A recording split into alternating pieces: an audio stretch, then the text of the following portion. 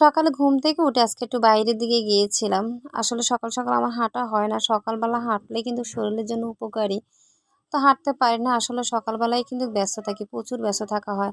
যেহেতু শুক্রবার ছিল আজকে সবার স্কুল বন্ধ, অফিস বন্ধ। তো সেজন্য আজকে একটু সকালবেলা আমি আজকে একটু হাঁটতে বের হয়েছি। আসলে আবহাওয়াটা অনেক সুন্দর। আকাশটা খুবই মেঘলা, মেঘলা বোধহয় বৃষ্টি হবে এরকম ভাব বোঝা যাচ্ছে। যাই হোক আমাদের গ্রাম খুবই সুন্দর। যারা গ্রামে থাকে তারা কিন্তু গ্রামের আবহাওয়াটা উপভোগ করে। আশা করি ভালোই। আসলে খুবই ভালো লাগে। তা আসলে চলে আসছি। এখন দুপুরে রান্নাবান্না করতে হবে।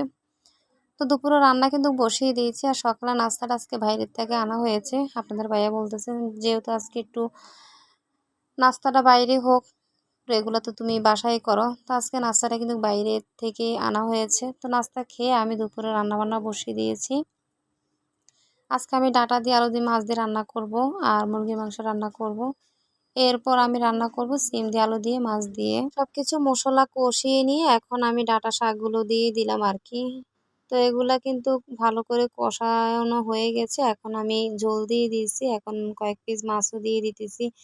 তো সেদিনে এক মুঠো ডাঁটা শাক এনেছে। ওই তরকারিটা আমার কাছে খুব ভালো লেগেছে। তাই আপনাদের ভাইয়াকে বলেছি অফিস থেকে আসার সময় তুমি আরেক মুঠো ডাঁটা শাক নিয়ে এসো। তারপর আনা হয়েছে। রাত্রে আমি বসে, বসে একবারে কুটে নিয়েছি যেন সকালবেলা রান্নাটা তাড়াতাড়ি করা হয়ে যায়।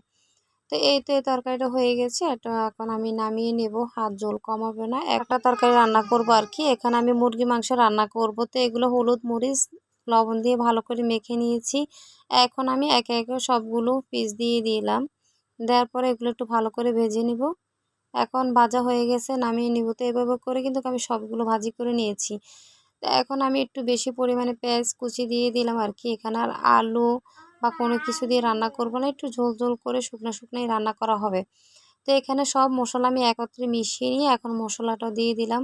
দেওয়ার পরে ভালো করে কষিয়ে নিয়ে এখন আমি মুরগির মাংসগুলো দিয়ে দিতেছি। এই যে এটাকে ভালো করে কষিয়ে নেব। নেওয়ার পরে এখানে অল্প পরিমাণে পানি দেব।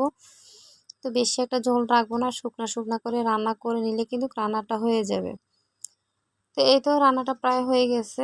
দেখেন কালারটা অনেক সুন্দর এসেছে। তো এখন আমি রান্না করব সিম দিয়ে, আলু দিয়ে, মাছ দিয়ে আর কি। তো এখানে পেঁয়াজ, কাঁচামরিচ দিয়ে হালকা করে ভেজে রসুন বাটা, লবণ, হলুদের গুঁড়া, জিরার গুঁড়া, তারপরে মরিচের গুঁড়া দিয়ে একটু ভালো করে কষিয়ে নিয়ে এখন আমি সিমগুলো দিয়ে দিতেছি।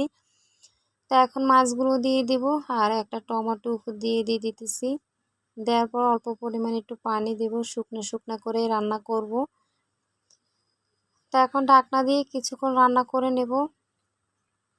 কিছুক্ষণ রান্না করার পর কিন্তু এই তরকারিটা আমার রান্না হয়ে যাবে। এই তো এই ছিল আজকে দুপুর এবং রাতের জন্য আয়োজন। তো আজকে এই পর্যন্ত। সবাই ভালো থাকবেন। আল্লাহ হাফেজ।